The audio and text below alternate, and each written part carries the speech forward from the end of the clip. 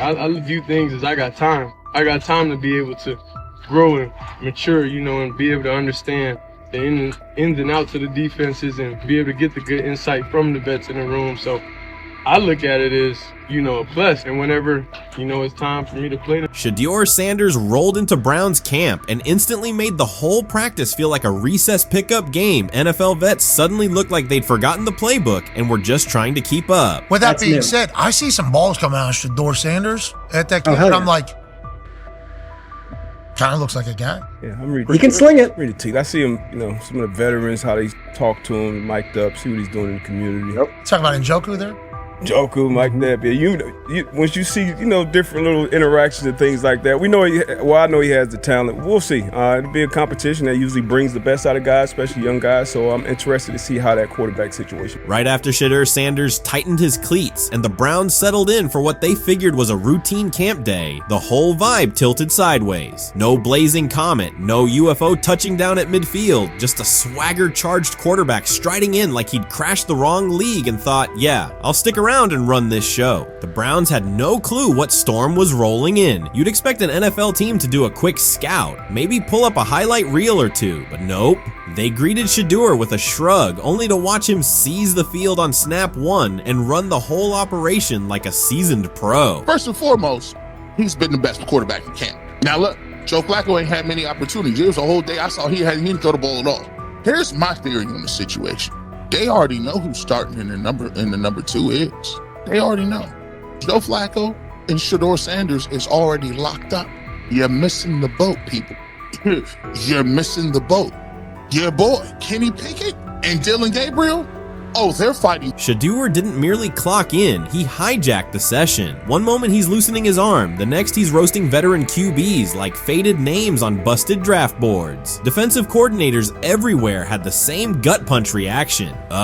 His pocket poise? Straight disrespectful. His timing? Psychic. And every pass left his hand like it was laser guided to its mark. While Shedeur Sanders was slicing up routes, the Browns secondary looked less like an NFL backfield and more like a gaggle of dads sprinting through a Saturday fun run. Big on enthusiasm, short on closing speed. Coaches fought the urge to slam the emergency horn. Players traded wide-eyed, "Are we serious?" stares, and someone even double-checked that a hidden camera crew wasn't about to pop out of the tunnel. But nope, this was pure Shedeur. Half cold-blooded surgeon, half highlight factory. He wasn't dropping a casual "I'm here," he was crafting a masterclass. From the first rep, the tempo changed. Shedeur Sanders accepted the snap with steady footwork, diagnosed the Browns' single high shell, and delivered a tight window seam route that forced the free safety to recover late. Throughout the period, he manipulated leverage with quick shoulder fakes, moved through full field progressions, and released on time from a balanced base, consistently putting the ball on his receiver's upfield shoulder. Cleveland's coverage struggled on multiple fronts. Safeties hesitated between deep half responsibilities and underneath support, creating voids at 15 to 20 yards. Cornerbacks and off-man were caught in trail position when Sanders used rhythm throws on 3-step drops, while those who tried press technique had their inside hand neutralized by his receivers' outside releases. Linebackers widened to match shallow crossers, leaving the middle hook unguarded for pivot routes and option digs. One corner attempted a line of scrimmage jam. Sanders immediately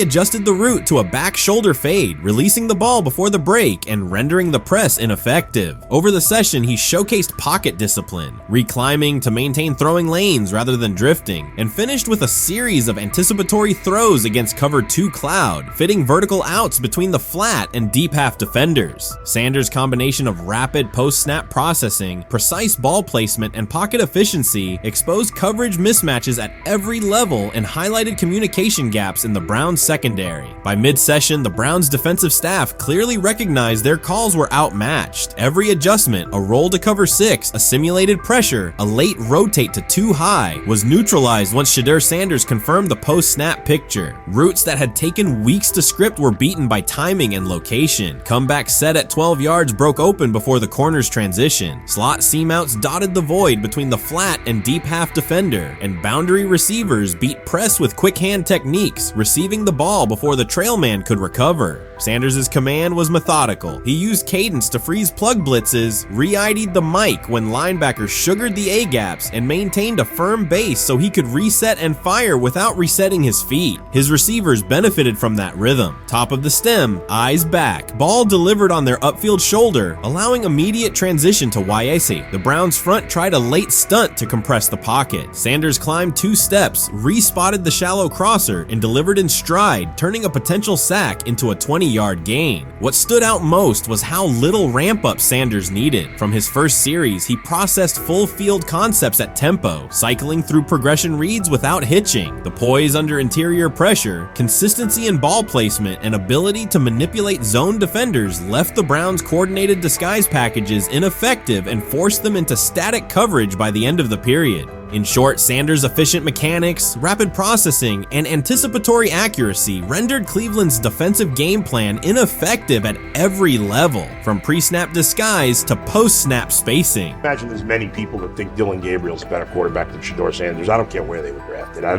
If the Browns are the one team that thinks that, then I'm going to suspect it's not true. They don't know what listen, they're I've doing. been on every quarterback evaluation for 30 years. Right. I never root against anybody. Yeah. But I'd be surprised if Dylan Gabriel's ever a legitimate starting quarterback for the Cleveland Browns. I'd be surprised. I just don't think.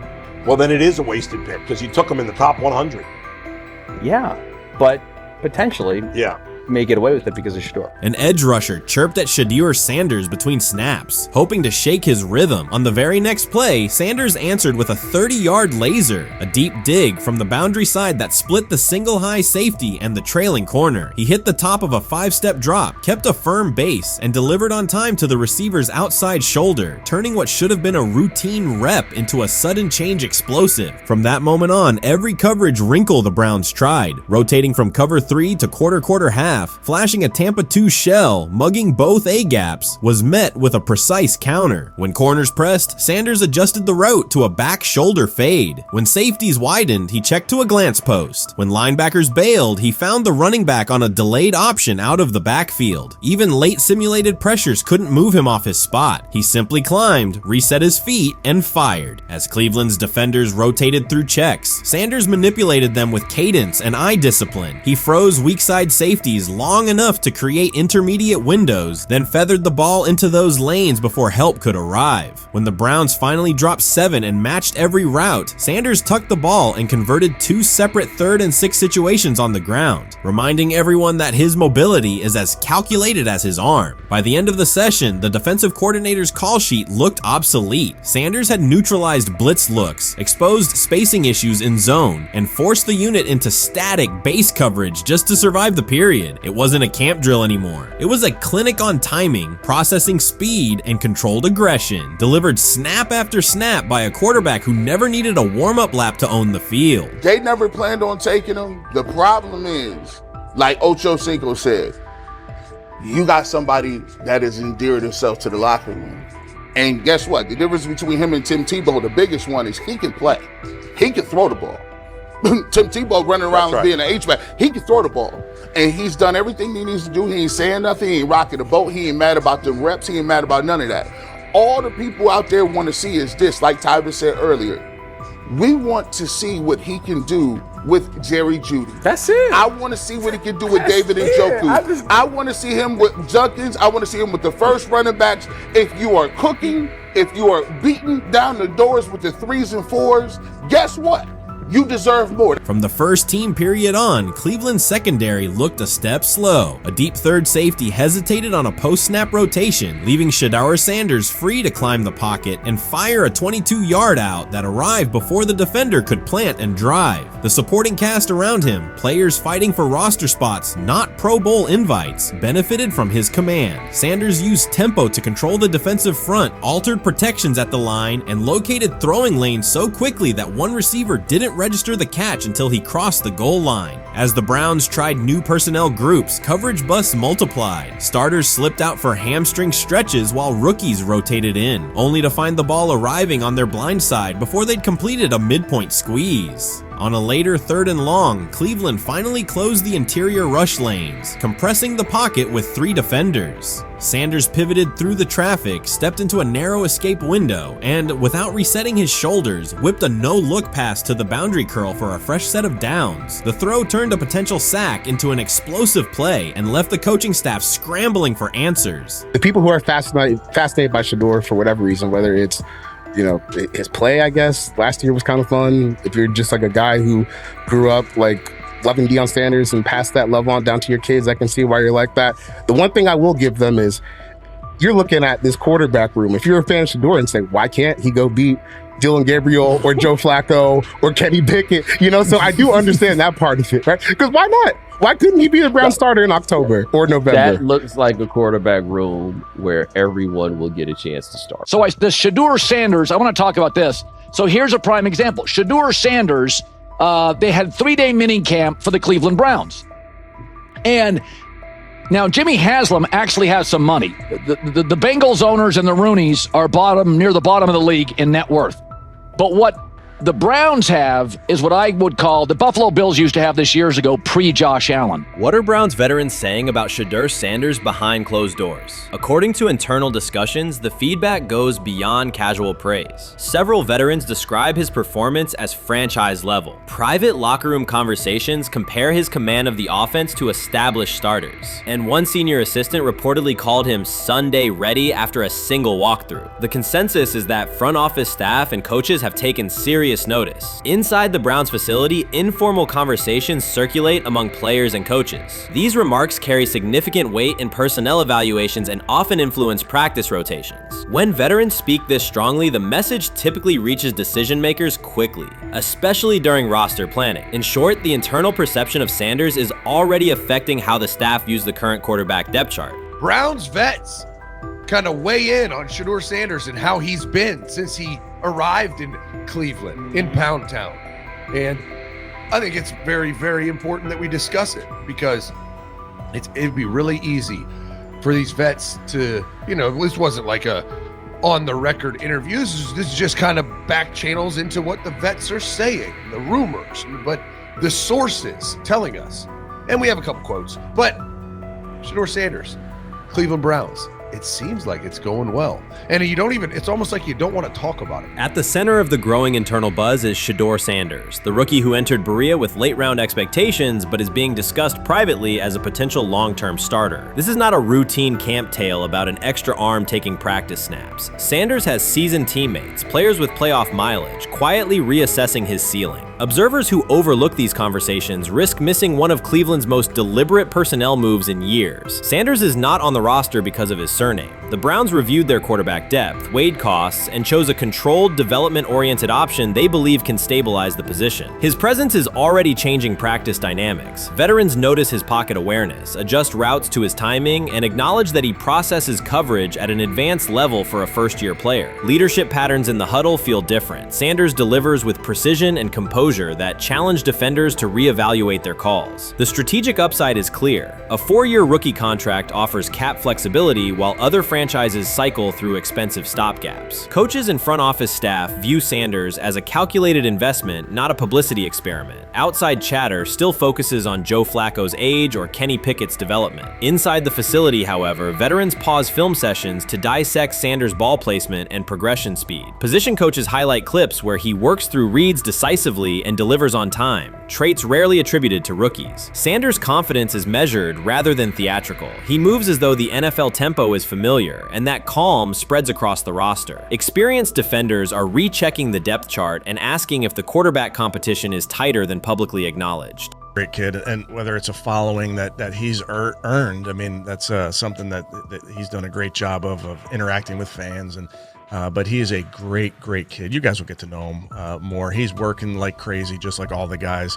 He's another young man. These rookies, my office is downstairs. As they got to walk by my office as they come in. They come in early.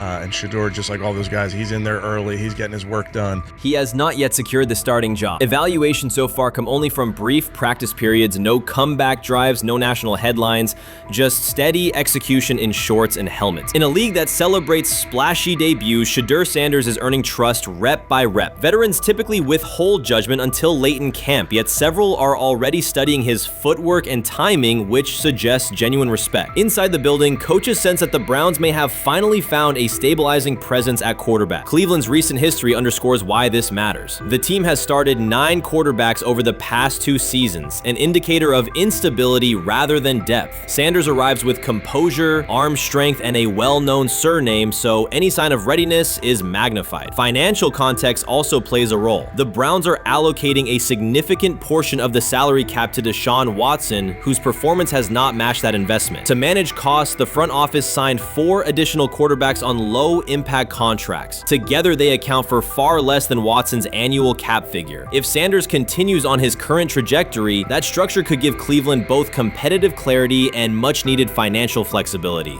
He's the only person who's come out and say, hey, man, this dude look kind of good, man.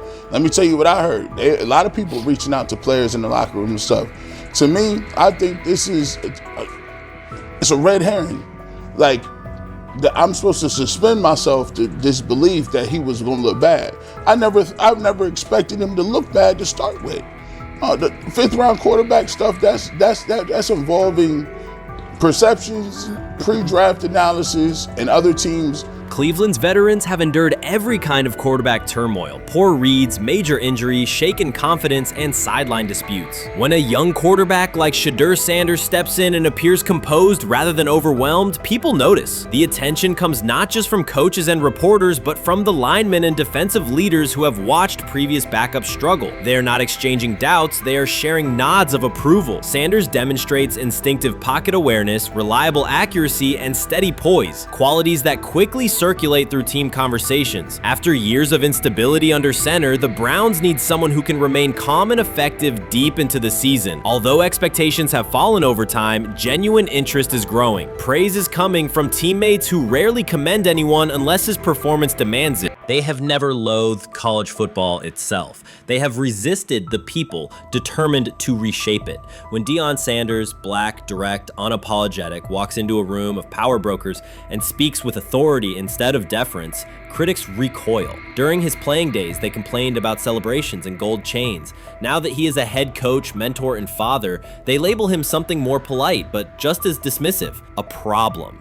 At Big 12 Media Days, Sanders addressed the accelerating chaos of the name, image, likeness market. He said college football needs a salary cap, not to hobble players, but to impose order on a system that showers unproven freshmen with 7-figure promises while the rest of a roster hunts for scraps. He called the situation unsustainable. Within hours, ESPN commentator Paul Feinbaum branded him a hypocrite, arguing that Sanders profited from NIL at Jackson State and now wants rules only because his most marketable athletes have moved on. The accusation spread quickly because it fit a comfortable storyline. Outspoken black coach gains from change, then protests when the advantage disappears. That framing ignores context. Sanders never criticized players earning money. At Jackson State, he urged corporate sponsors to partner with athletes who had been invisible to major brands for decades. What he wants now is stability, standardized guidelines, basic financial literacy, and roster balance that prevents locker rooms from fracturing over uneven payouts. When other coaches, Nick Saban, Dabo Swinney, Lane Kiffin, voiced similar concerns, they were praised for foresight. When Sanders spoke, the tone shifted to suspicion. The difference is not the message, it is the messenger. Feinbaum's response followed a familiar script. When black leaders question the structure of the sport, their motives are interrogated, their credibility attacked, and their competence doubted. He did not level the same charge at Jimbo Fisher when Fisher complained that NIL disturbed recruiting. He stayed silent when Kiffin lamented the transfer portal. But Sanders, who raised enrollment and television ratings at Jackson State, brought unprecedented attention to Colorado in one season and consistently mentors players beyond football, was called opportunistic. Feinbaum dismissed the cultural impact Sanders created: the exposure for historically black colleges, the draft pick tactics developed, the infrastructure improved, reducing his work to a marketing stunt dependent on star sons Shedeur and Shiloh or two-way standout Travis Hunter. Sanders did not retaliate. He returned to practice, media obligations, and recruiting. His confidence is rooted in faith and in the responsibility he feels toward young athletes whose lives will extend decades beyond their highlight clips. When he asks for NIL boundaries, he is thinking about freshmen handed large sums without guidance,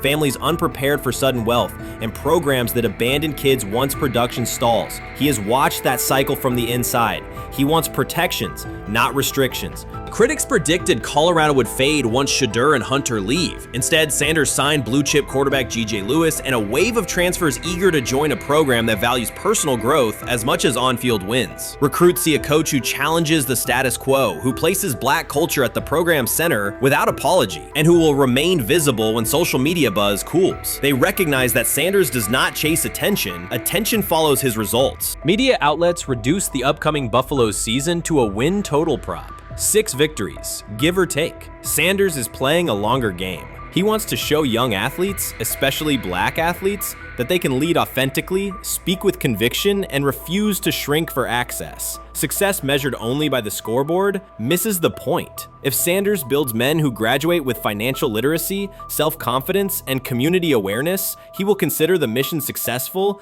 even if Colorado finishes with 5 wins instead of 10. None of that registers with commentators invested in an older hierarchy. For them, leadership should remain predictable, reserved posture, muted tone, minimal cultural expression. Sanders contradicts that image. The possibility that his methods could spread to other coaches, to other programs, threatens a model that has kept decision-making and revenue streams concentrated for generations. So the debate is not about hypocrisy or payroll ceilings. It is about control of the narrative and who is deemed qualified to write it. Sanders refuses to surrender that authority. He knows order is necessary. He also knows whose voices have been ignored whenever real reform is discussed. By speaking plainly, he forces television panels, athletic directors, and conference commissioners to confront issues they would rather defer: financial education, equitable resource distribution, and consistent national standards. Whether Colorado exceeds betting lines this fall will not change the trajectory Sanders has already set. He made Boulder relevant, energized recruiting beyond traditional power corridors, and broadened college football's cultural reach. That influence will persist long after social media debates cool. If his call for NIL structure eventually becomes policy, as the NCAA and Congress now contemplate, Feinbaum's soundbite will fade, while Sanders' imprint endures. In the end, accusations of hypocrisy say more about the accuser than the coach. Sanders has remained consistent: empower athletes, hold adults accountable, and inject stability before unchecked money corrodes the locker room. The people who stand to lose clout in that environment prefer the chaos they can manipulate. Sanders prefers a system that nurtures the players who make the sport worth watching. His advocacy is rooted in experience, not self-interest, and his critics will have to decide whether to engage with that reality or keep shouting from the sidelines.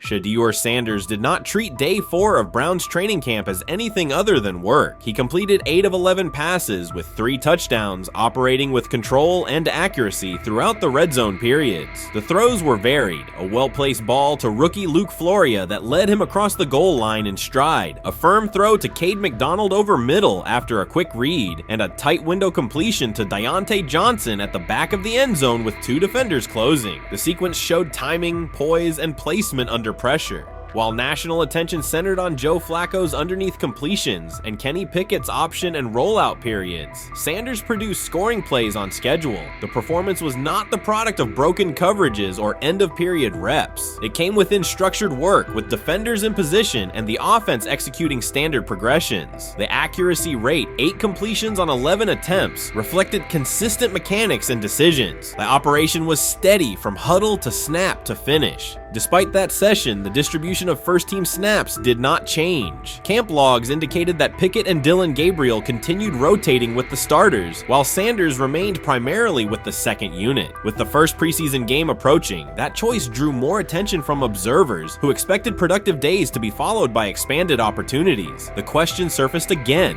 what additional evidence is required to evaluate Sanders with the top group? The 3 touchdowns illustrated different aspects of his profile. On the throw to Floria, Sanders used a measured trajectory to lead the receiver away from contact and into the end zone. On the ball to Johnson, he identified leverage, held the safety with his shoulders, and delivered to a precise spot at the back line. On the throw to McDonald, he eliminated the first read, reset, and drove the ball into the window before the hook defender could squeeze it. Each score reflected a particular tool: anticipation, manipulation, and velocity within standard timing. Comparisons to the other quarterbacks were straightforward. Pickett produced 2 touchdowns but placed 1 late ball that exposed a receiver to contact near the goal line. Gabriel accounted for 1 score, with additional gains coming on checkdowns and designed movement. Flacco advanced the ball in short increments without finishing drives during the same period. Sanders converted opportunities into points repeatedly and without turnovers. The rotation, however, remained unchanged. Head coach Kevin Stefanski and the staff continued to allocate first-team work to the same group, describing the process as an open evaluation. In practice, that has meant extended starter reps for Pickett and Gabriel, veteran scripts for Flacco, and second unit periods for Sanders. The disconnect between output and opportunity was notable, particularly given the stated goal of reaching an early decision at quarterback. When asked about the timeline recently, Stefanski said the preference was to decide sooner rather than later, an acknowledgement that the window for assessment is limited as preseason approaches. Speculation about motives is common in such situations. The discussion has included references to front office perspectives and ownership influence. Owner Jimmy Haslam is widely viewed as supportive of drafting Sanders. General manager Andrew Berry is known for prioritizing fit, traits, and process within the roster building model. Stefanski reports to Berry, and the practice plan reflects coaching evaluation within organizational parameters. None of that guarantees any outcome. It does explain why rotations can remain conservative even after strong individual periods. Regardless of internal views, the most useful next step for the evaluation would be a defined set of first-team snaps for Sanders to put comparable tape next to his peers. There was also outside attention on several practice segments from earlier in camp that showed Sanders throwing during lulls to non-receiver personnel, ball attendants, staffers, and assistants, while other quarterbacks were in script with full units. Those clips circulated widely and were interpreted by some as dismissive. Sanders addressed questions about it by narrowing the focus to preparation, explaining that his responsibility is to be ready for the work assigned and that he has adjusted at every level of competition, from HBCU ball to the Power 5 and now the NFL. The response matched his general approach: acknowledge the situation, maintain routine, and continue to execute when the next period begins. The broader draft day and narrative context remains part of the conversation. Sanders' college resume included efficient production and high completion rates across 2 programs, culminating in national recognition such as the Johnny Unitas Golden Arm Award. His selection in the 5th round was driven by varying evaluations of projection, scheme fit, and development timelines. The result is the current environment. He must present his case within limited windows, then wait for access to the next rung of competition. That does not make the process unfair, it makes it exacting. The best answer, for him and for the staff, is additional, comparable reps and clear tape.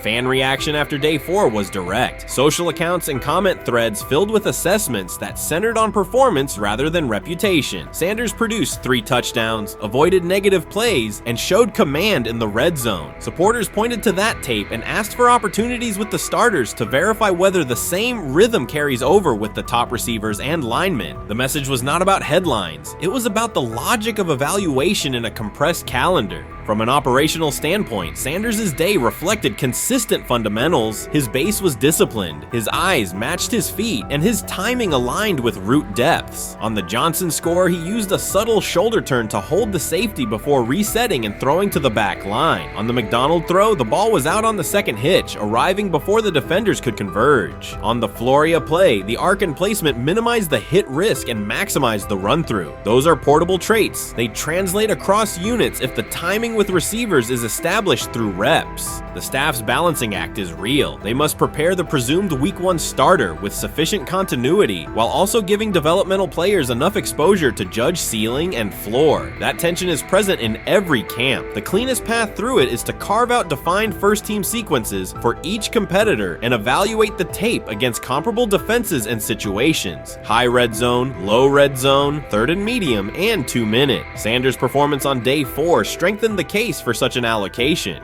Context matters off the field as well. Earlier in the offseason, 2 speeding citations, 91 miles per hour in Brunswick and 101 miles per hour in Strongsville, prompted public comment from Barry, who emphasized standards and safety. Sanders accepted responsibility, stated that he learned from the incidents and moved on. In camp, he has kept the focus on football tasks, install retention, cadence management, protection IDs, and post-practice review. He has also continued to build rapport across position groups, including veteran receivers and defensive backs, so that timing and expectations are clear when reps arrive. None of this diminishes the experience of the veterans in the room. Flacco has decades of film, Pickett has multiple seasons of NFL starts, and Gabriel brings mobility and a defined collegiate profile. It does, however, underscore the purpose of camp, to align decisions with current performance. Sanders produced the most efficient scoring period of the day. The next logical step is to see that operation with the starting unit, document the results, and compare them to the other candidates under the same conditions. The preseason opener will compress timelines further. Install packages expand, and coaches begin to narrow personnel groupings. If the objective is to identify the quarterback who can operate the offense most cleanly on Sundays, then structured exposure now will give the staff better information later. A small but deliberate set of first-team snaps for Sanders, scripted early downs, a third down sequence, and a red zone series would provide data without disrupting broader preparation. Until that occurs, Sanders can only continue to control process and execution. Day 4 showed what that looks like when opportunities align. Efficient reads, disciplined mechanics, and finishes in the end zone. He did not seek attention for the sequence. He put it on tape. If the evaluation remains consistent with the stated competition, comparable snaps should follow. If they do, the staff will have a clear, side-by-side measure. If they do not, the question from observers will remain the same. What more needs to be seen to justify the look? For now, the record from day 4 is clear. 8 completions on 11 attempts, 3 touchdowns, no turnovers, red zone precision, consistent control at the line and in the pocket. Those are tangible outputs. They merit a defined opportunity with the starters as the team moves toward preseason and the decision that follows. Whether or not that opportunity arrives immediately, Sanders has shown the preparation and execution necessary to be evaluated on equal footing. The next step is a matter of allocation, not speculation. So before your final year at Miami, there's a lot of conversations revolved around Shedeur Sanders.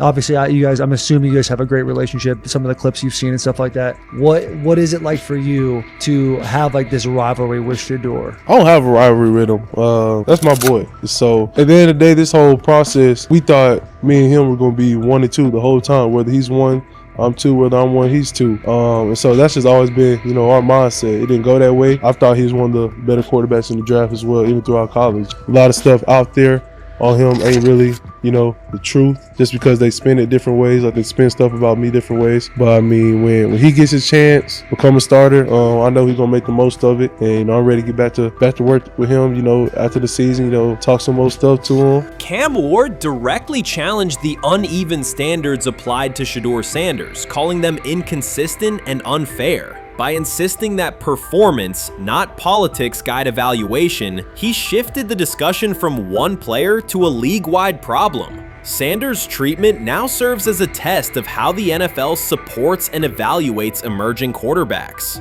I feel a special relationship with him, especially me. First getting to know him 5 years ago when I started working with him. But it did surprise me because he's a good quarterback. He doesn't get a lot of the credit that he deserves. Especially the plays that he made in Colorado. A lot of quarterbacks and coaches are making those plays. So when he gets this opportunity, I'm pretty sure having soon today, he'll make sure he'll make plays on the field. Cam Ward's public challenge to the treatment of Shedeur Sanders brought the issue into clear view. For months, discussion around Sanders has centered on his profile, major compensation, a prominent Nike deal, and the expectation to stabilize a struggling franchise. Rather than a standard evaluation of a top prospect, he has faced sustained skepticism from analysts, fans, and league voices. Ward's comments underscored that the standards being applied to Sanders diverge from those used with other rookies. By stating it directly, he did more than support another quarterback. He identified a broader problem in how the league responds to young players with significant visibility. The takeaway is direct. Assessments should reflect on-field performance and development, not external narratives. Generational talent. I'm gonna prove him right. I'm gonna prove him right. Don't worry. Oh my God. An article came out today. I'm generational. So I guess it's article versus article. I like that you think that, man. But we all know the truth. What? Trav gonna be first? You generational, I'm legendary. That's cool. You can It's be different. legendary. Legendary, get their ass. We'll start whooped. throwing in like 5 minutes. Shedeur Sanders entered the league with more than a playbook. He brought a public brand, a family legacy, and expectations unusual for a first-year quarterback. Before his first regular season throw, he was already positioned at the center of attention. Rather than assess him on that reality and his on-field ability, many voices reduced him to marketing, treating visibility as proof of hype instead of performance. Cam Ward pushed back on that framing. His point was simple: judge Sanders by the same criteria applied to other rookies. With Sanders' resume, production, leadership, and composure, most first-year quarterbacks would be discussed as long-term cornerstones. The evaluation should be consistent, focused on development and results, not perception. This is a process with Shedeur, who I know is a buddy of yours, and how do you think both of you guys will end up doing the league? I think we'll both end up being one of the best quarterbacks in the league. I just think the work that me and him are willing to put in, the relationship we have to constantly compete each and every day, to better our craft, for ourselves. I just think it's going to end up paying off for us in the long run. Do you guys kid each other about who's going first, and how much does that matter to you? Yeah, we play around, we joke around with it. It really don't mean nothing. Draft pick will never mean anything. At the end of the day, you got to show whether you can prove each and every Sunday. You can't just do it 1 year. Disrespect shows up in two patterns. First, Shedeur Sanders is repeatedly framed through his father, Deion Sanders, as if lineage erases his own work. Discussion drifts to pedigree instead of what the film shows. Second, his visibility is treated with suspicion. His audience reach, partnerships, and ability to lift ratings are labeled hype rather than recognized as value. Instead of acknowledging that he drives demand and expands the stage for his team, critics call it an unfair edge. The result is a skewed evaluation. Star power is held against him while on-field production gets pushed aside. The standard should be consistent. Assess the tape and the development, not the last name or the attention it brings. Well, Ward were microfacts. Cam Ward's remarks went beyond defending Shedeur Sanders. They confronted how the league manages star power. The reality is simple. The NFL markets visibility, but resists it when a player doesn't follow the expected script. Rookies are supposed to be quiet, deferential, and grateful for limited leverage. Sanders arrived with leverage, brand reach, major endorsements, and confidence. And that presence was recast as entitlement. Instead of treating those factors as earned advantages, much of the commentary used them to diminish him. Ward called out that contradiction. The same influence the league sells to audiences is criticized when a young player exercises it. His point is a standards problem, not a personality dispute. Evaluate Sanders on his preparation, leadership, and results. Don't penalize him for having a platform or for using the leverage that the modern NFL itself helps create. Now it sounds like the Cleveland Browns are going to all but imprison Shedeur Sanders in the football sense of a very talented rookie quarterback who obviously needs reps, needs an opportunity, and who now, barring some miraculous luck, will not get the opportunity to play in a single real game. I'm sure many around the NFL are celebrating as we speak. They are chuckling about this. Many in the NFL wanted to teach Shedeur and his daddy. Cleveland became the center of the conversation. With Shedeur Sanders attached to a major Nike partnership, the expectation was straightforward. He should be given real game reps. The Browns instead leaned on Joe Flacco as the default choice, treating stability as the safer path while sidelining a quarterback with clear cultural and commercial pull. Each week Sanders didn't see the field, scrutiny grew. Commentary questioned the value of his contract environment and relevance, and fan debate shifted from development to doubt. That wasn't measured evaluation. It was a delay framed as prudence that eroded confidence in the process. Cam Ward reset the terms of the debate. He pointed to an uneven standard. When veterans or other young players secure significant endorsements, it's considered smart business. When Sanders does it at scale, it's recast as ego or hype. Even the scope of his off-field agreements became ammunition against him rather than evidence of market demand. Ward's position is simple. Use one standard. Assess Sanders on preparation, decision-making, and progression, not on discomfort with his platform. Treat visibility as an asset, not a disqualifier. The issue isn't attitude or branding, it's the consistency of the evaluation. Ward called it directly. The treatment has been unequal, and it should be corrected by aligning opportunity with performance criteria.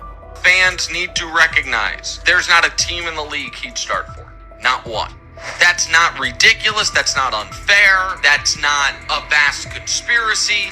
Shedeur Sander fans are Angel Reese fans. They're just fair weather fans who don't really give a fuck about the sport. Most of them are just Dion fucking groupies that followed him when he went to fucking Colorado, just like Angel Reese's fans had never watched basketball prior to her playing at LSU, and they followed her to the WNBA and don't know shit about the sport. That's it. Now Dion fucking groupies are running around acting like, oh, this is payback to his dad. The timing is pivotal. Shedeur Sanders isn't trying to blend into the league's background. He's shaping the agenda. He drives debate segments, fuels short-form highlights, and moves merchandise at a pace most rookies never approach. By the metrics that define modern attention, he is the draw. Yet, a segment of observers continues to undercut him, not because of shortcomings on tape, but because of discomfort with how prominent he already is. Cam Ward put words to what many could see. Coverage around Sanders has been filtered through reaction to his visibility, rather than a clear read of his performance and growth. The market has already weighed in. Demand is real, not manufactured. Nike's record-level rookie endorsement aligned with that reality, signaling long-term value and cultural reach. This exposes a core contradiction.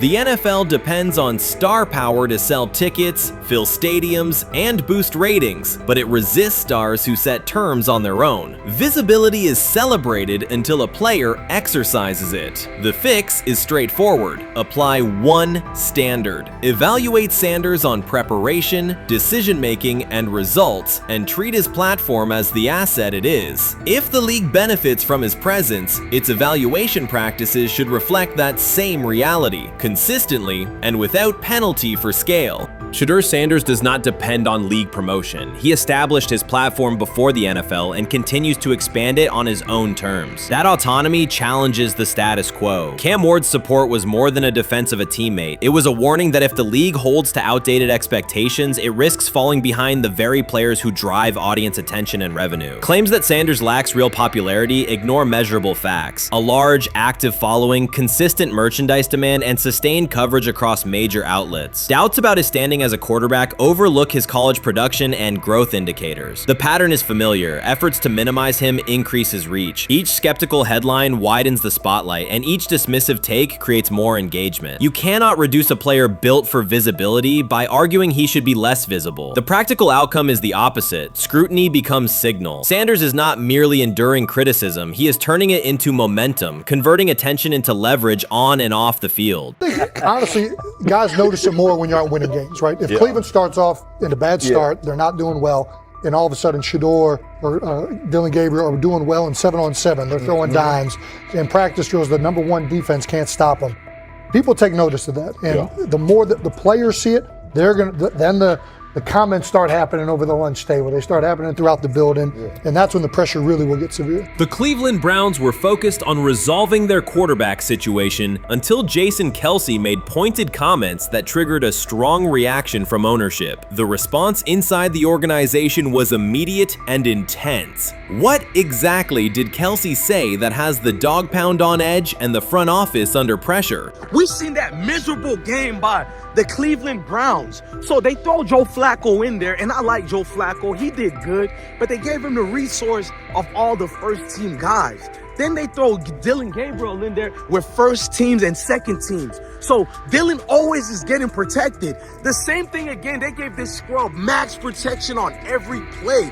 Yeah, he completed some passes, but let's talk about his mistakes. He's still inconsistent with his throws, but he at least had max protection. The Cleveland Browns continue to be defined by inconsistency and avoidable setbacks. Even as fans hoped the organization had turned a corner, Jason Kelce, fresh off retirement, offered a direct critique that reignited doubts about the team's direction. His remarks implied the franchise's structure and decision-making remain unstable and recent progress may not hold. The takeaway for leadership is straightforward. Identify core issues, align on a coherent plan, and execute with discipline. For supporters, it's another sign that the problems run deeper than a single season. They throw Shedeur Sanders in there with the lowest cab drivers you couldn't even get on 5th Street. And I'm pissed off, bro, because the play calling was abysmal. Look, even if you don't like Shedeur didn't even get a chance to be trash. Even if you think Shedeur is garbage, he didn't even get a chance to be garbage. That's how awful the offensive line was. Kevin Stefanski still doesn't want to give Shedeur second strings and first strings reps. Why is that? Browns ownership's response shifted from measured to urgent. The pattern is familiar in Cleveland. The team once treated Johnny Manziel as a franchise solution, retained Hugh Jackson for a second year despite results, and invested heavily in Deshaun Watson through a costly trade and contract. These decisions reflect aggressive but poorly aligned planning. The outcome has been continued instability instead of sustained progress.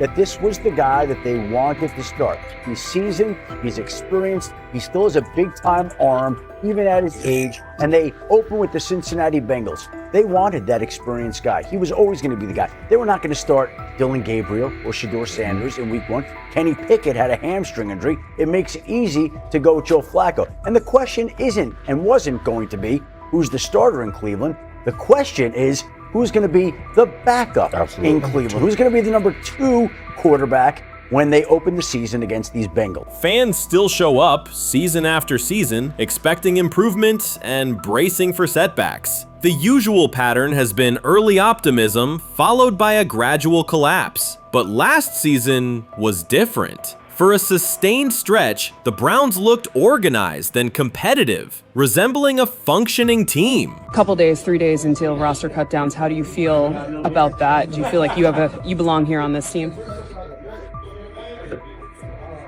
Obviously, I think overall as a player, I feel like I put in the work. I feel like everything I do, I try to do it to my best, and that's all I ask for. So I feel like everybody feels like, they should be on the team, and if you ask anybody on the team, would they feel like they belong, in their own eyes. So I feel like I do, but I'm my own player, I think about myself in a high regard. The front office entered the offseason confident. Kevin Stefanski was being praised, and the Dog Pound believed the team had made real progress. Then Jason Kelce delivered a pointed assessment that cut through the optimism. Fresh into retirement, the former Eagles All-Pro and Super Bowl champion said Cleveland still looks like a team patching over issues rather than building a durable contender. Kelce's view was direct. The Browns' structure is fragile, and the roster is too dependent on perfect health at quarterback. He argued the team is one injury away from losing continuity and sliding backward. Because Kelce has operated inside a stable, championship-level organization, his comments carried weight with players, media, and fans. The reaction was immediate. People took his critique seriously, not as outside noise, but as an informed evaluation of how a successful team should be built. Ownership also felt the impact. Jimmy Haslam's response shifted to urgency, a sign that leadership recognizes the stakes.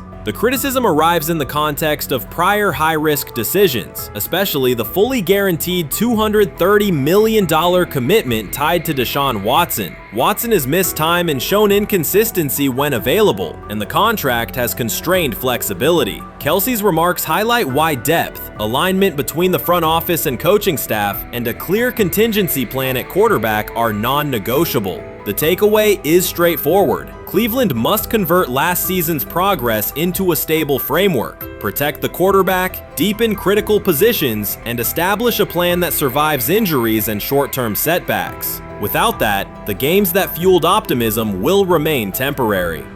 If you're a betting man, who do you think starts for the Browns at quarterback? Okay, this is the situation. Kenny Pickett, they actually traded for him. Joe Flacco, no one's bringing Joe Flacco in the building thinking Joe Flacco's going to be the starter. If Joe Flacco is your starter, you got a problem. You have a huge problem. And if they were saying Shedeur was the starter as the 5th rounder, you got a real problem too, because he passed over all these guys in these reps in the offseason in shorts, in bikini shorts, Speedos and stuff.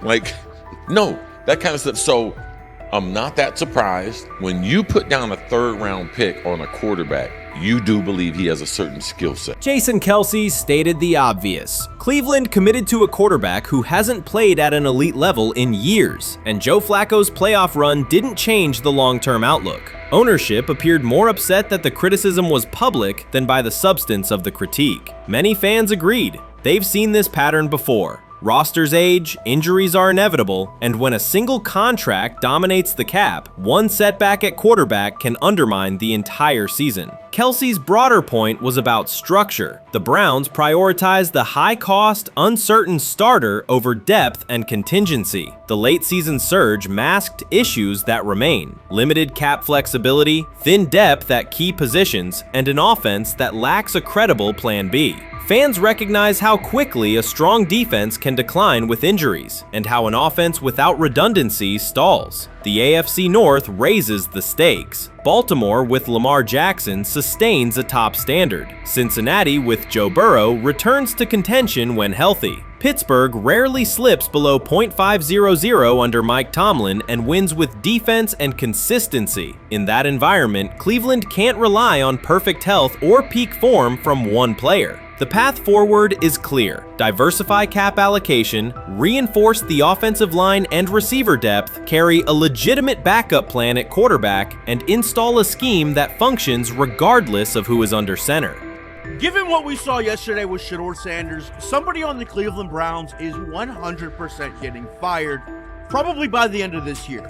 The person who's probably going to end up getting fired is Kevin Stefanski, because I know that he didn't want Shedeur Sanders on the team. It was Andrew Berry who made that pick. You can't really go against your GM. Bad things happen in this situation. But Shedeur Sanders is not without fault for what we saw yesterday. This is the play that we saw yesterday that has the internet just exploding, where Shedeur Sanders took like a 24-yard sack. Half of the internet is saying that this is all Kevin Stefanski's fault. Cleveland showed progress last season, but the underlying concerns remain. Jason Kelce highlighted them directly. The Browns' long-term plan is fragile, cap-constrained, and overly dependent on perfect health at quarterback. His comments focused attention on structural issues, roster depth, continuity in coaching, and a sustainable offensive approach, rather than a single hot streak. That criticism resonated because it reflected what many around the league already see. Ownership's reaction underscored the sensitivity. Jimmy Haslam has presided over frequent coaching and quarterback changes, and external scrutiny carries weight when it comes from a respected veteran with championship experience. Kelce's remarks reinforce that last year's Joe Flacco stretch was a short-term solution, not a foundation. The team still needs a durable plan that can withstand injuries and inconsistency. The practical takeaway is clear: stabilize the system, diversify cap usage, and build depth at key positions so the offense functions regardless of who is under center. That includes a coherent development pathway for younger talent such as Shedeur Sanders, with defined practice reps, protection, and scheme alignment. Kelce didn't say anything outrageous. He articulated the gap between a brief surge and a credible long-term contender. I have the faith of a mustard seed. Right, because this is the greatest resurrection since Jesus the Christ. Right, like at some point, Joe Flacco was thinking about getting into TV. Yeah. Right, Joe Flacco didn't have a job, and then now you not only come back and start for the Cleveland Browns late in the 2023 season, but they came back around to you, and you're now the day one starter for a franchise that just 2 years ago was in the playoffs. The Browns' quarterback situation remains unsettled. Deshaun Watson was expected to be the long-term answer, but injuries and inconsistent play have prevented him from reaching an elite level. When the team turned to Joe Flacco after Watson's season deteriorated, Flacco immediately lifted the offense and produced results that highlighted the gap between expectations and reality. That a 39-year-old late addition could outperform a $230 million starter was not just a short-term surprise, it raised fundamental questions about roster construction and evaluation. Quarterback depth has been fragile, and the late-season surge masked broader structural problems. Jason Kelce's remarks made that clear. Cleveland is vulnerable if the starter is unavailable, cap flexibility is limited, and the offensive plan lacks a stable contingency. His critique drew attention to leadership and planning as much as on-field performance. Jimmy Haslam strong reaction reflects the pressure on ownership. The organization has promoted a message of stability and progress, but Kelsey's assessment suggested those gains are not yet durable. The path forward requires a realistic approach to the cap, a credible backup plan at quarterback, and a system that holds up regardless of personnel. Grab hold of the starting job. Yes, but I don't think we're going to know which one until we get deep into August. Now, I think, we tracked the reps everybody was getting at practice throughout the OTAs and minicamp. But when you talk to people there, they just want to make sure everybody got what they needed. And that, Kenny Pickett, we can find out if he has the goods to be the starter. Joe Flacco, they back him off a little bit. He's 40. He may not need as much. The rookies, Shedeur Sanders and Dillon Gabriel, what do they need to learn to make the transition from the college game to the pro game? That's what the spring was about for the Browns quarterbacks. Now, Shedeur Sanders has moved from social media celebrity to on-field standout, and ESPN now lists him among its first-team candidates. Reactions are split. Some fans are impressed while others are skeptical. Whether this reflects Deion Sanders' long-term strategy or simply Shedeur's rapid development, the story is drawing widespread attention. Here's a look at what led to this moment. They never planned on taking him. The problem is, like Ocho Cinco said, you got somebody that has endeared himself to the locker room. And guess what? The difference between him and Tim Tebow, the biggest one, is he can play. He can throw the ball. Tim Tebow running around being an H-back. He can throw the ball. And he's done everything he needs to do. He ain't saying nothing. He ain't rocking the boat. He ain't mad about the reps. He ain't mad about none of that. All the people out there want to see is this, like Tyver said earlier. We want to see what he can do with Jerry Jeudy. Online reactions are sharply divided. Some fans strongly support Sanders, while others argue he is overrated. Traditional analysts cite statistics and claim his recognition comes mainly from his father's name. Sanders supporters are actively celebrating his rise and already predicting a future NFL career. Sports media outlets have made his candidacy a central topic of debate. The discussion now extends beyond statistics and victories to include his marketability, public image, and on-field presence. Sorry, is Shedeur Sanders going to get a chance to win this job? Do you believe he gets a legit shot to win this job? Listen, I think first of all, the action's going to really start in training camp. Like, forget all the OTA stuff. You don't win a job in OTA. The real action starts in training camp. And just like Shedeur said, during the mini camp, when it's time to take your reps, you got to make the most of it. Because I think early on, there's going to be a lot. Remember, Joe Flacco didn't hardly practice in OTAs and mini camps because they were giving the young guys. Right. So when he gets his opportunity, he's going to have to make the most of it. Analysts are closely reviewing game footage to evaluate Sanders' decisions and mechanics, while others examine his social media activity to see how he balances content creation with quarterback duty. Shedeur Sanders' placement on ESPN's early first-team list has taken over the college football conversation. Supporters circulate his highlights and argue that his on-field production and leadership justify the honor. Skeptics claim the recognition relies too heavily on his family name and question whether his resume is strong enough for first-team status. Analysts are rewatching game footage to assess his reads, accuracy, and pocket presence, while others examine how he balances a high-profile social media presence with quarterback responsibilities. The debate has pushed other storylines, such as conference realignment and NIL issues, into the background, leaving fans and commentators focused on Sanders' performance, marketability, and overall impact on the sport. I'll keep saying it. I believe Shedeur Sanders should play more games than any other quarterback on this roster this year, because he's the only guy that I look at and say they might have something here. Because I'm telling you right now, they left night one of the draft saying we are taking our quarterback next year. So it's on Shedeur or Dillon or Kenny, probably not Joe, to change their mind. To change their mind. But you got to find out.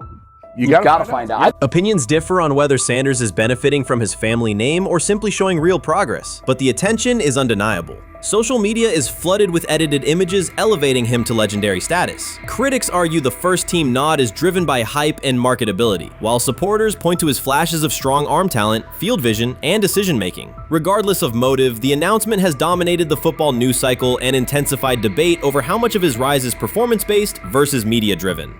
Highlight reels rarely show Sanders' turnovers, late-game mistakes, or inconsistent stretches. Being named to a first-team watch list suggests sustained dominance, something Sanders has displayed only in flashes. His selection appears driven as much by brand recognition and media appeal as by performance. ESPN's decision has intensified debate. Data-driven critics post statistics that question his resume, while passionate supporters predict awards and future NFL success. Commentators recall a time when first-team consideration required years years of proven excellence. Yet many fans already see the announcement as confirmation that Sanders is on track for major college football honors. Shedeur Sanders has earned first-team reps when training camp commences later in July. I'm not saying like he's the first guy up when you do 11 on 11s day 1, 2, 3, 4, 5 at training camp. I'm not necessarily saying that, but he's the one quarterback that we didn't get a chance to see take reps with the ones. But I think Shedeur has a chance to like make this conversation interesting if he gets those reps with the ones and he has the same success that he did with the 2s, the 3s, and the 4s. I have confidence he can show you something, but I got to see it.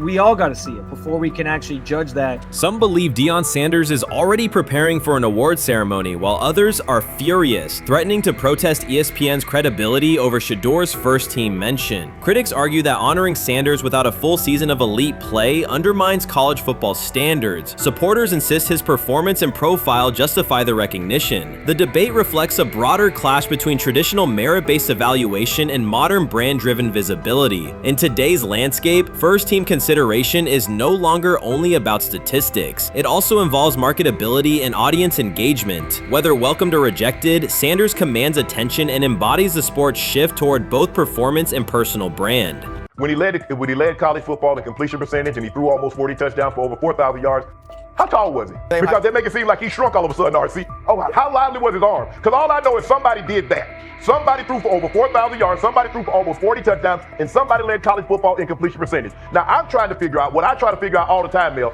is how a guy that hadn't played football in almost 5 months. Shannon Sharpe has publicly defended Shedeur Sanders and criticized those questioning him. Sanders has earned higher recognition and some fans are responding negatively. Although there's debate about whether he belongs on a second-team list, Sharpe maintains that Sanders' career is clearly ascending. Reactions on social media are mixed. Some users are angry, others are surprised, and a few say they anticipated this result. The conversation remains active. When reports confirmed that Shedeur Sanders had been elevated from second team to near top tier status, Shannon Sharpe issued an emphatic response. He delivered a detailed rebuttal to critics, underscoring why Sanders deserved the promotion and directly challenging those who doubted the decision. I don't think that he was underprepared during these meetings. I don't believe any of these stories that he showed up arrogant and that he was bombing his interviews. I mean, you watch the film, he's on time, he's on point. You watch his interviews, he answers like a 10-year NFL veteran. Like, he's clearly dominating OTAs. It's every single day there's a new report of how well he's doing for the Browns in OTAs. And I mean, you can say what you want, it's just OTAs. Okay, if that's your new narrative, then he's doing exactly what he needs to be doing. He's on point, he's on time, he's getting the respect of his teammates, and he's making plays. So we're gonna see years down the line, something's gonna come out that I don't know what exactly it was, but something will come out. Critics have been waiting for an opportunity to dismiss Sanders. They labeled him overrated, accused him of benefiting from nepotism, and claimed his profile came only from his last name and polished image. Within their own echo chamber, they cited every game in which he fell short of huge passing numbers as validation of their doubts. Since Sanders has begun receiving formal recognition, criticism has escalated. A wave of self-appointed analysts is dissecting his throwing mechanics and team role, and many online commentators now argue that his promotion reflects deeper problems within the sport. Shannon Sharpe rejected each criticism directed at Shedeur Sanders. During the broadcast, he turned a routine segment into a detailed examination, acting as presenter, interrogator, and fact-checker. Sharpe walked viewers through game film, season statistics, and scouting reports to show why Sanders merited his recent promotion. Whenever a panelist claimed Sanders had not earned the role, Sharpe countered with completion percentages, efficiency ratings under pressure, and documented late-game drives that changed outcomes. He stressed that the backlash was driven less by on-field evidence and more by reluctance to revise earlier opinions. Sharpe argued that critics were upset not because Sanders lacked qualifications, but because his progress contradicted their initial narrative. By the end of the discussion, Sharpe had moved past simple defense and reframed Sanders as a clear example of performance-based advancement, demonstrating that early predictions can be wrong. Never heard of no Dylan Gabriel or Tyler Shock.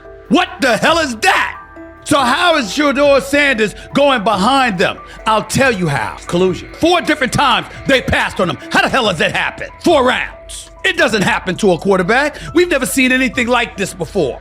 Shedeur Sanders with the watch. Shedeur Sanders with his bravado. Shedeur Sanders with this supposed arrogance or whatever. Shedeur Sanders' advancement did not happen by chance. While detractors questioned his resume online, he continued to prepare, attend every practice, and deliver accurate throws under pressure. The contrast between his output and the complaints directed at him has been stark. Some critics even argued the selection committee was, quote, biased toward performance, as if rewarding strong play were improper. Rumors quickly followed. Certain commentators speculated that a public relations push from the Sanders family must have influenced voters, suggesting everything from coordinated media strategies to alleged favors for coaches. None of these theories addresses the basic point. Sanders earned his promotion through consistent production, poise in the pocket, precise ball placement, and efficient decision-making. Shannon Sharpe highlighted these facts during his response. He noted that Sanders' performance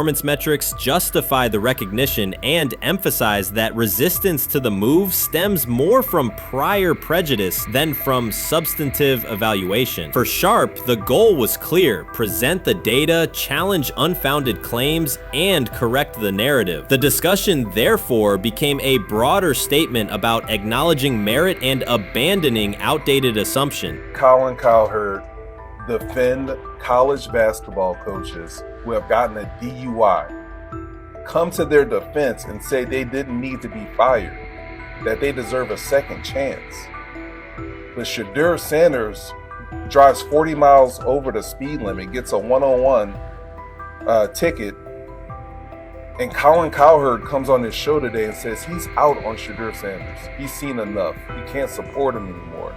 He can't be in the Shedeur Sanders camp because of the speeding ticket. Shannon Sharpe addressed commentators who portray constant doubt as expertise. Those who discount strong performances with "we'll see" but declare bust after a single mistake. He noted their belief that progress only counts if an athlete visibly struggles. Sharpe's response was methodical rather than emotional. He presented evidence, cited statistics, and calmly refuted each claim. Following his remarks, several critics began revising or deleting earlier posts, recasting themselves as longtime supporters of Shedeur Sanders despite having questioned him for months. Sharpe insists on accountability, naming specific individuals and dates while requesting public acknowledgement of prior errors. He argues that analysts cannot spend months undermining a player's potential and then quietly adopt a supportive stance once the athlete succeeds. These are serious, big-time, top-of-the-line playmakers that they have. If you can go 45 to 42 in the fourth quarter because your quarterback set the school record with 510 yards passing.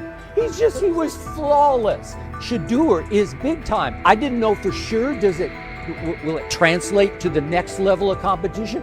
Yes, it might translate to the next level of competition as he can play. Critics who once claimed Shedeur Sanders was unprepared now hesitate to acknowledge their mistake. They resist retracting earlier comments and struggle to accept that an athlete can succeed without their approval. Sanders continues to share practice clips and game highlights without engaging the debate, while Shannon Sharpe documents every dismissive remark, ready to revisit them on national television. The disapproval did not slow Sanders. It underscored his progress and exposed the gap between perception and performance. As a result, the conversation has shifted. Analysts who doubted him now describe him as undervalued and publish detailed evaluations of his mechanics and game management, suggesting long-standing familiarity with his career. In a matter of weeks, critics have recast themselves as advocates, demonstrating how quickly opinion can change when consistent results leave little room for doubt. Shannon Sharpe signaled that his commentary is not over. He considers Sanders' advancement a positive outcome for every athlete who has been overlooked or criticized for having confidence. Sharpe stressed that analysts do not have the authority to determine who deserves recognition based on personal preference. The reaction to Sanders' promotion, he argued, revealed how quickly opinions can shift once results are undeniable. Sharpe pointed out that many vocal critics became quiet when confronted with objective performance data. This exchange, Sharpe insisted, reached beyond defending a single quarterback. It challenged the practice of dismissing achievements that do not fit familiar narratives. He reminded viewers that success does not require external approval and that consistent talent will surface despite online commentary intended to minimize it. While critics reconsider their positions, Sharpe remains steady, assigning credit to the athlete and allowing the scoreboard to confirm the argument. In his view, the statistics speak clearly enough. Sharpe also emphasized that the intensity of the backlash must be placed in context. College football is a volatile environment where unexpected outcomes are common. Therefore, declaring failure based on incomplete evidence only weakens the credibility of sports analysis. The discussion underscored the need for measured evaluation rather than reactive judgment. Zach Jackson and him and everybody else that we talked to have said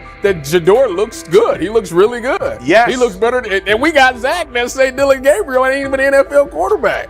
It's true. So how is it that this man can't get a rep with the ones, but that non-NFL quarterback can? We all what agree sense with that. does that make? Some observers now claim that recognizing Shedeur Sanders' strong performance undermines football's traditional standards, even though they previously argued he received coverage only because of his father. Faced with Sanders' current statistics, those critics are searching for explanations that fit their earlier narrative. The data have always been clear. Their earlier objections ignored that fact. Shannon Sharpe is openly highlighting this reversal, comparing past negative remarks with Sanders' recent 400-yard games to demonstrate the gap between criticism and evidence. Sharpe did not force these commentators to backtrack. He simply displayed their earlier claims alongside Sanders' results, allowing the contrast to speak for itself. You made an interesting point. So I tend to have the drip, drip, drip. This was my Johnny Manziel theory, is that everybody makes mistakes, especially when you're young.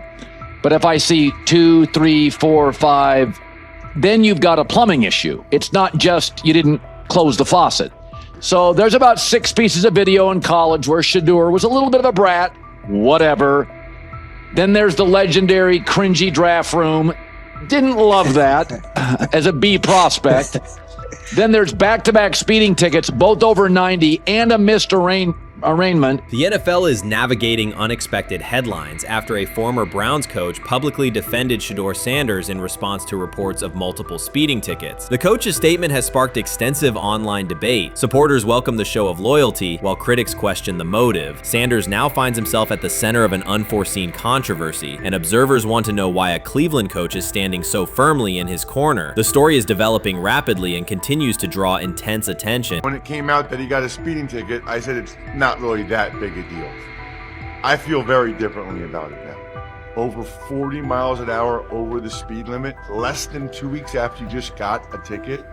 I don't know if that's entitlement or immaturity. There's got to be some teams that are feeling very good right now that they didn't draft him. Observers are focusing on Shedeur Sanders' recent speeding ticket, treating the violation as a measure of his character and sidelining his athletic, academic, and philanthropic accomplishments. The incident, driving 15 miles per hour over the limit in a borrowed Lamborghini, has drawn sharp criticism. In response, a former Cleveland Browns coach has taken the opportunity to comment, even though the franchise is widely viewed as unstable due to its frequent coaching changes and limited on-field success. By defending Sanders, he presents himself as an authority on discipline and leadership. The statement, coming from an organization seldom praised for stability, has nonetheless attracted considerable attention across the league. You want to defend him a little bit. I thought this was an interesting take. Yeah, I thought it was really interesting that you said you were out because of the speeding tickets. To me, that's such a minor thing. You were so high on him in terms of his completion percentage in OTAs, and I thought that was a little aggressive on your part. But with the speeding tickets, I got a speeding ticket the first night of the draft, my first year there. I thought maybe I'd get the benefit of the doubt, but they gave it to me anyways. As soon as the former Browns coach defended Shedeur Sanders, social media erupted with commentary, resembling the volume of draft night coverage. Posts and opinions appeared within minutes, and criticism escalated rapidly. Detractors amplified Sanders' minor speeding violation, while supporters argued that such reactions were disproportionate to a single traffic citation. Shedeur Sanders received 2 speeding citations, and the minor traffic issue quickly drew national attention. Before considering the former Browns coach's response, it is useful to clarify the facts. Sanders, son of Pro Football Hall of Famer Deion Sanders and a current college quarterback, was twice ticketed for exceeding the limit while driving a high-performance vehicle. Commentary on social media escalated rapidly, with critics framing the incident as a significant character concern, even as the league has historically tolerated far more serious legal transgressions. Stepping into the debate, a former Cleveland Browns coach, best known for a tenure filled with losses and contested decisions, issued a strong public defense. He argued that 2 speeding tickets should not define Sanders' reputation or overshadow his on-field talent and community work, urging a balanced assessment of the player's actions. I don't love it from a 5th-round draft pick. I don't love that it happened multiple times, but I do think that this is the first time he's been away from his dad, and there's gonna be some growing pains now. Would I sell my stock on it like you are? Not because of a couple speeding tickets, especially in light of the problems that Brown's quarterback room has had to deal with legally in the last few years. I mean, this This is nothing. The debate quickly shifted from 2 speeding citations to broader claims about integrity, growth, and leadership. The former Browns coach framed the infractions as moments for personal development and urged observers to view them in context. Critics responded forcefully. Some called for disciplinary action, others questioned Deion Sanders' parenting, and a few sought to discredit the coach himself, despite his professional record already being widely analyzed across the league. The reaction underscores an apparent inconsistency in public standards. Fans often overlook on-field confrontations, heated sideline arguments, and other significant controversies, yet they treated Sanders' routine traffic offenses, speeding without evidence of reckless endangerment, as indicators of serious character flaws. If such minor violations were adopted as the primary measure of morality in professional football, many players would face similar criticism. Sports media amplified the story almost immediately. Television panels dissected Shedeur Sanders' decision-making, treating 2 speeding tickets as indicators of deeper character concerns. Networks aired detailed segments under banners such as red flags and road rage, repeatedly questioning whether the citations might affect his draft evaluation. Although Sanders is already regarded as a first-round prospect, analysts emphasize that NFL teams value discipline and legal awareness when forming final assessments. Many commentators overlook the fact that other high-profile players have faced more serious offenses without similar scrutiny. Throughout the coverage, the former Browns coach defended Sanders, portraying him as a talented quarterback subjected to disproportionate criticism in a culture that expects near-perfect conduct. His argument was thorough and methodical, asserting that the traffic violation should not overshadow Sanders' skills, work ethic, or future potential. Commentators point out that the coach's intervention was not entirely selfless. He recognized the publicity potential. One day he was an overlooked figure from a struggling Browns era, the next he was a trending name across sports media. The discussion quickly expanded beyond Sanders' speeding citations to questions of image management and narrative control. Critics demanded disciplinary measures, public apologies, team sanctions, and formal statements, yet their objections seemed directed less at the traffic infractions themselves and more at Sanders' high profile, confidence, and resistance to traditional expectations. In practical terms, Sanders' brand remains intact. The coach secures renewed relevance, and the episode supplies another headline in the ongoing story of modern football. The next time Sanders is seen in a high-performance car, the debate will likely reignite, focused not on speed limits, but on the broader culture of the league. Meanwhile, new voices continue to join the conversation. Broadcaster Colin Cowherd has already weighed in, offering his own reassessment of the incident and its broader implications. Breaking news, Shedeur Sanders last night was pulled over going 100 miles per hour. All right, he clocked 101, 41 miles an hour over the speed limit in Cleveland. He will have the opportunity to fight the ticket in court. Now, I'm not exactly sure where he was pulled over, whether or not that it was in Ohio or whether or not that it was in his home state. But typically when you're going 40 over, that's flirting with the line of reckless driving. Folks, I gotta tell you, I don't understand what it is with these young men driving at absurd speed. Colin Cowherd's view of Shedeur Sanders shifted abruptly. Days after praising the quarterback's poise and skill, he appeared on air to declare that Sanders is overhyped, unfocused, and distracted by celebrity. The reversal was immediate, without any gradual reconsideration. Cowherd now frames Sanders' 2 speeding tickets as evidence of poor judgment, even though he has defended other quarterbacks facing far more serious off-field issues. The sudden, wholesale withdrawal of support leaves viewers questioning the consistency of Cowherd's criteria and illustrates how quickly media narratives can change when minor incidents receive outsized attention. This is okay. nothing. Okay. How much of this is? I mean, Jimmy Haslam has his hands all over Manziel, has his hands all over Deshaun Watson. Admitted it, man enough to admit it. I saw the reaction in the draft room when they took Shedeur Sanders. Pretty obvious it wasn't the coach and the GM's pick. How much is this? This team has 8 last place finishes in 13 years owning it. How much of this is we don't have a very good owner here like Washington, D.C. and the Commanders?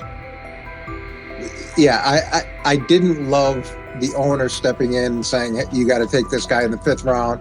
And I doubt they'll ever admit to it. While Colin Cowherd urged teams to move on from Shedeur Sanders, former Browns coach Eric Mangini offered a more measured response. Mangini, whose tenure in Cleveland was marked by mixed results, used his platform to provide context rather than condemnation. Instead of sensationalizing the speeding violations, he encouraged viewers to consider Sanders' circumstances. A 21-year-old quarterback whose life is scrutinized both on and off the field. Mangini acknowledged that the tickets were mistakes, but emphasized that they do not by themselves define Sanders' character character or future. He noted the extraordinary attention athletes receive today, combining the responsibilities of quarterback, public figure, and social media presence. Under such pressure, missteps are magnified, and criticism multiplies quickly. Mangini concluded that any evaluation of Sanders should weigh the totality of his behavior, performance, and growth, rather than isolate 2 traffic citations as decisive evidence of poor judgment. How you feeling? I'm getting there. You see what I got on, right? That's why I was asking how you help for. Yeah, I'm getting there.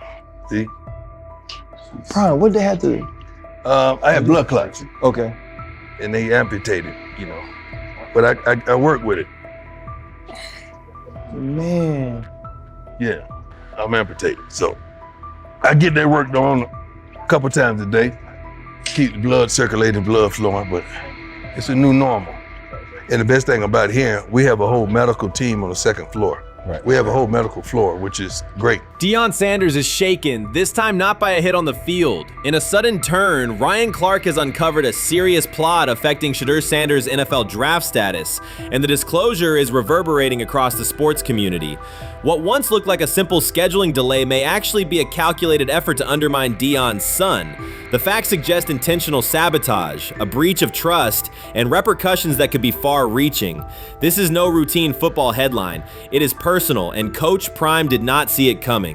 The sports world loves to celebrate underdogs, yet it often takes even greater pleasure in tearing down rising stars. Deion Sanders is witnessing that cycle now, not from the sidelines as Coach Prime, but as a father. The lights in Boulder remain bright, the cameras keep rolling, and Sanders still wears his gold watches, sunglasses, and natural swagger. Still, behind that familiar smile is a man carrying deep pain as criticism aimed at his son mounts daily. How much of that is opening press conference saying, okay, we are family, saying that he was sent to do certain things? Do you feel like people got attached to that, or it just was the fact that prime time is at Jackson State? It's prime time. If my son plays cornerback, I want him to be around, in my opinion, the best cornerback ever to touch the field. That's right. If my son played DN, I'd have to talk to you and tell me who's coaching the DNs. That's but right. I was sending my son to play for prime. His pain does not come from critics or losses, but from watching his son, Shedeur Sanders, get pulled into a system where politics outweigh performance. By every metric, arm strength, accuracy, field vision, Shedeur belonged in the top 3 of any NFL mock draft. Defensive coordinators who tried to unsettle him know he never flinches. He owns the unteachable leadership trait that turns strong prospects into franchise cornerstones. Then the narrative shifted. Draft boards that once placed him 2nd or 3rd slid him to 5th, then 12th, and eventually out of the 1st round on some lists. Analysts grew cautious, executives became vague, the statistics stayed strong, and the game film still proved his ability, yet the buzz evaporated. The abrupt silence felt deliberate and wrong. Former NFL safety and respected analyst Ryan Clark then delivered an unfiltered disclosure, not on a scheduled TV segment, but in an unscripted comment. He stated plainly that influential figures inside the league were not overlooking Shedeur Sanders. They were actively holding him back. The motive, Clark said, was political, and the real target was Deion Sanders, Hall of Famer, architect of Jackson State's resurgence, and the coach who turned a 1-11 Colorado program into a national headline. Deion's refusal to conform, wearing sunglasses indoors, dancing with players, speaking candidly, challenged an establishment that favors predictable images and rehearsed statements. According to Clark, that resistance to tradition was not forgotten. When Shedeur displayed the same mix of talent and confidence, concern spread through front offices and media circles. Questions about leadership style and attitude surfaced. Coded language for discomfort with a quarterback who mirrors his outspoken father. Clark's point was clear. The issue is not Shedeur's performance. If he had posted identical numbers at Ohio State or Alabama, endorsements and media specials would follow. Instead, interest cooled, because the Sanders family embodies a self-made identity the league cannot easily manage. Their visible pride and independent brand challenge a system that prizes control. And that threat, not football ability, is what Clark believes is suppressing Shedeur's draft stock.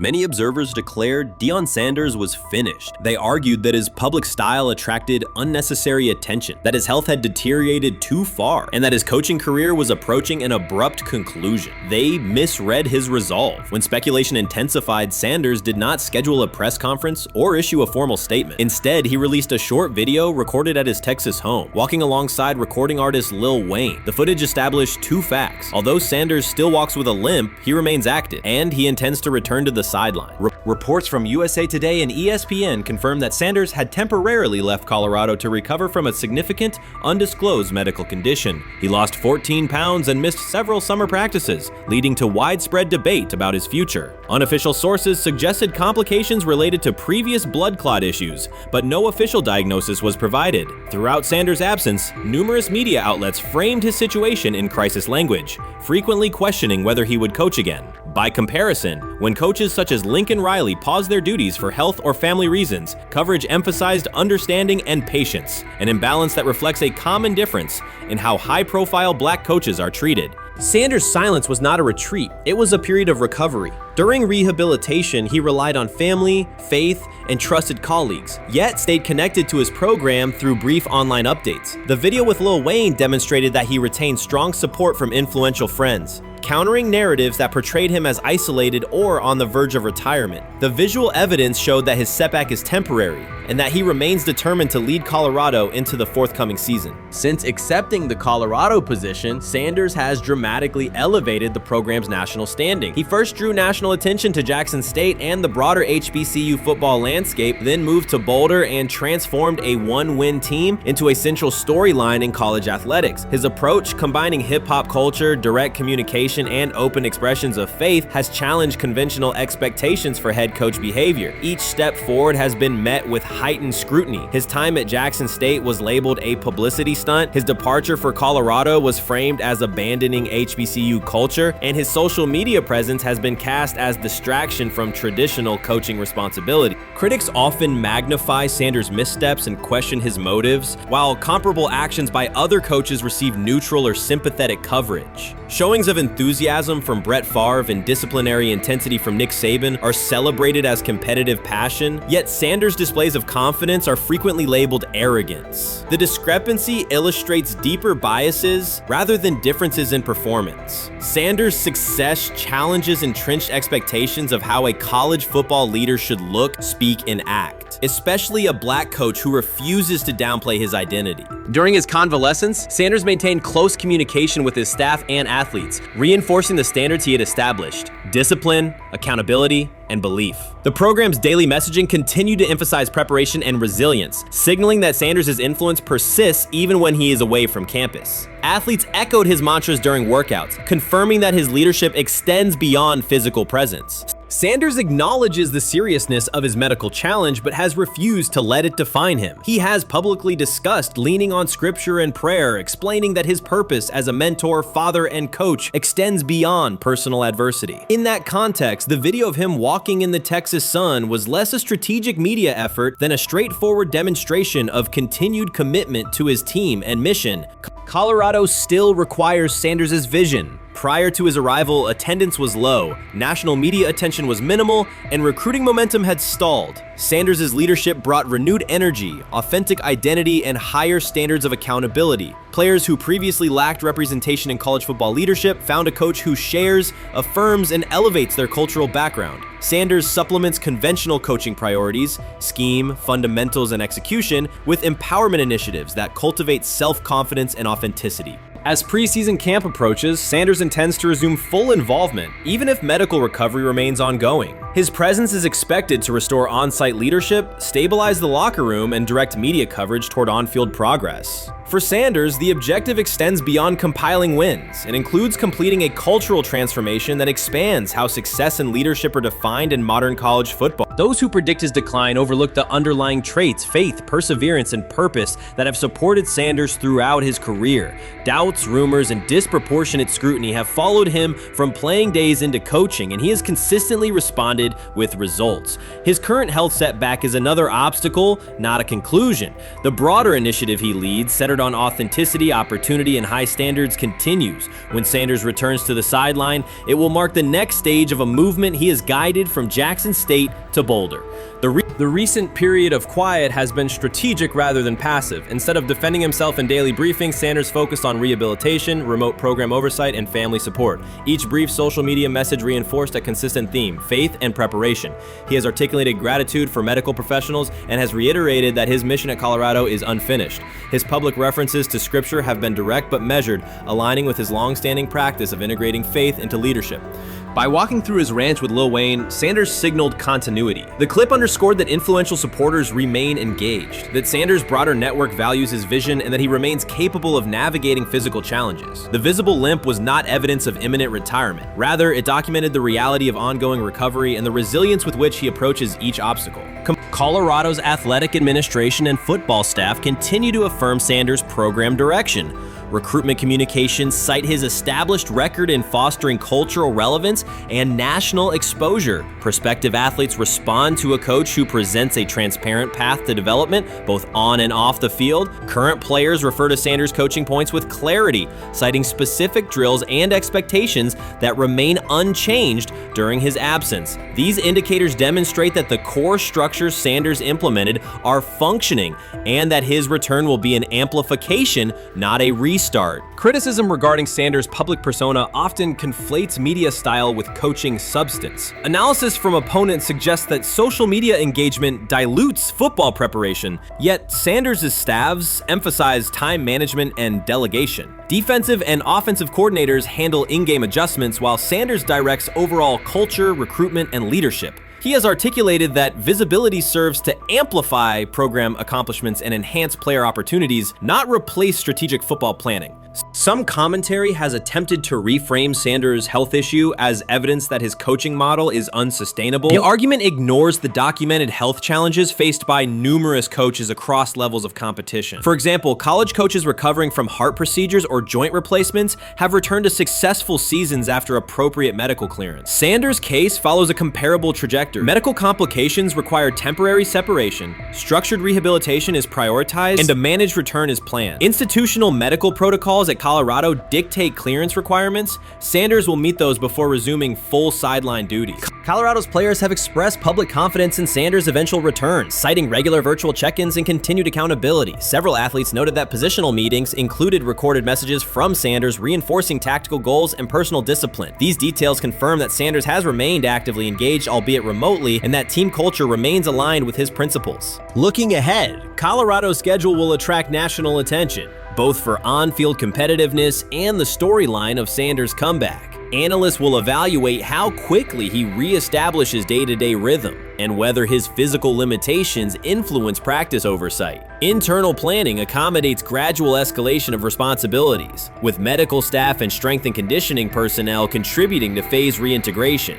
The broader significance of Sanders' return extends beyond Colorado. His visibility continues to challenge prevailing narratives about leadership styles and pathways in college athletics. By prioritizing authenticity, open articulation of faith, and cultural expression, Sanders offers a contrasting template to more conventional models. His eventual recovery and sideline presence will reinforce the argument that diverse leadership profiles can succeed in elite collegiate competition. In summary, rumors of Deion Sanders' coaching demise were premature. Verified reports confirm a substantial but temporary medical setback. He used the time away to focus on health, sustain program engagement, and rely on a support system anchored in family, friends, and faith. His recent public appearance demonstrated active recovery and reaffirmed his intention to resume leadership in Boulder. The forthcoming season will test Colorado on the field, but it will also underscore the durability of Sanders' vision, one that combines competitive ambition with cultural resonance. Observers who continue to question his longevity overlook the resilience and purpose that have defined his career. Sanders' return is imminent, and the movement he leads remains intact. They say training camp decides depth charts, but Shedeur Sanders began fighting for his job long before he will step inside the Browns facility. While most first-year players squeezed in one last vacation, he slipped onto a private field in Texas, strapped on Cleveland's helmet and shoulder pads, pulled a fresh number 2 jersey over his chest, and started rifling timing routes as if it were the opening drive of week 1. No cameras, no hype track, no product placement, just sweat, cadence, and ball placement. A rookie does not rehearse in full game gear unless he already envisions himself commanding the huddle. Plenty of observers shrug that clip off. They insist the 5th rounder, quote, isn't ready, cling to depth chart conventions, or whisper that the name across his shoulders did most of the talking on draft day. Maybe it is the Deion connection, maybe it is a preference for prospects who blend quietly into the background, or maybe the league's gatekeepers fear the possibility that the kid is better than the quarterbacks they have spent months promoting. Whatever the motive, the countdown has started, and video rarely lies. Shedeur Sanders is not preparing to arrive. He is preparing to lead.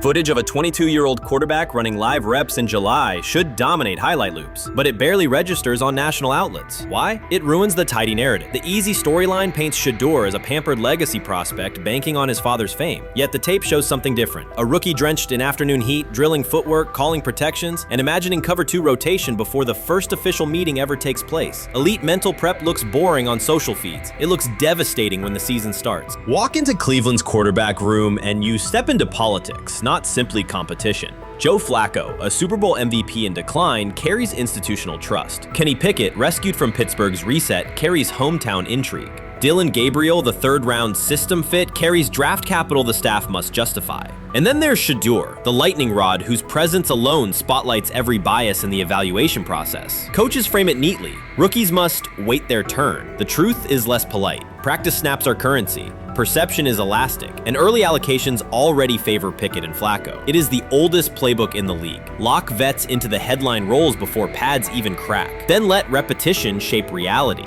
Sanders refuses to cooperate. He is not a 4th-string camp arm. He has engineered game-winning drives under national scrutiny, operated against live blitz looks most prospects never face, and more than any quarterback in the room, documented his own offseason obsession. No social media rollout, no brand consultant, just pads, cleats, and an unlit practice field. If his last name were Smith, pundits would label him the sleeper of camp. Instead, politics trails every throw. Training camp rotations expose organizational intent. Beat writer Fred Greetham already reports that Pickett and Flacco will open with first-team reps when veterans report July 23rd. Gabriel grabs the developmental snaps, leaving Sanders the leftovers. That isn't performance-based, it's narrative-safe. Gabriel doesn't threaten hierarchy, Sanders bends gravity. Watch the details. Does Shedeur steal 11-on-11 snaps with the 2s? Does he run red zone installs or 2-minute drills? If he does, coaches are admitting he is forcing his way in. If he doesn't, they are postponing the inevitable. Either way, the private field reps have sharpened his timing and condensed his release. He is not hoping for an opportunity, he is prepared to seize one the instant it appears. Cleveland's joint practices amplify that tension. First come live periods against the Panthers, then sessions with the champion Eagles. Those reps belong to the starters, so Flacco and Pickett will absorb most of Carolina's disguised pressure and Philadelphia's exotic fronts. Sanders' proving ground will be the preseason opener on August 8th. Under the stadium lights, he will get entire series, real reads, pockets collapsing for real. If his command mirrors the footage from Texas, coaches will have to answer why he never saw earlier work. Reps are scarce. 10 padded practices separate veteran arrival from game 1. Even an even split, something that never happens, would hardly suffice. Instead, the staff will funnel snaps toward the comfortable choices. That strategy can bury a rookie, but it can also spark an eruption when limited opportunities turn into highlight drives. One flawless touchdown march in the second half of a preseason game, and the dog pound will chant his name. Then the staff's narrative control evaporates. Criticism of Sanders has never matched the scrutiny applied to his peers. Analysts nitpick a ball pat, a foot angle, a pump fake, Pickett's inconsistency, Flacco's diminishing velocity, Gabriel's college system crutches. Discuss politely, if at all. With Shedeur, the critiques arrive as coded doubts. Does he rely on the family brand? Is he coachable? Can he stay humble? That double standard is as old as the league's resistance to outspoken black quarterbacks. Add Deion's unapologetic persona, and each Sanders rep becomes a referendum on establishment comfort levels. Shedeur answers not with rebuttals, but with work. Work captured in silent footage more deafening than any debate show monologue. quarterback drama masks broader roster cracks. The Browns receiver group is crowded yet unproven. The safety room failed to create turnovers a year ago. Interior defensive linemen are still rehabbing, and the offensive line must retool on the fly. Which quarterback can navigate that turbulence? Flacco's pocket mobility is limited. Pickett's confidence remains fragile. Gabriel is months away from processing NFL disguises. Sanders, forged by perpetual doubt, offers poise under chaos and meticulous preparation, a combination this franchise has lacked since, well, almost forever. Forget politics, depth chart etiquette, and recycled sound bites about developmental timelines. The only metric that counts now is who did the work. Sanders pounding through full gear scripts in late June is not vanity, it's vision. While the league sleeps, he refines his drop steps. While media speculate, he rehearses third down checks. He has already decided what he is. The organization must decide if it can recognize it in time. The preseason will provide the answer. Live bullets, real blitzes, stadium noise. When those throws leave his hand under pressure, no one will discuss ball pats or surnames. They will ask how a quarterback this prepared slipped to round 5. And if the performance matches the preparation, excuses about lack of reps will dissolve. It will be production against perception, and Shedeur Sanders has been producing where no one could see. Ready is the wrong word. He has been ready. I'm about to unleash about Shedeur Sanders. I just watched what happened to Shedeur Sanders in the Cleveland Browns' third and final preseason game. And I'm outraged, I'm sickened, and I'm saddened.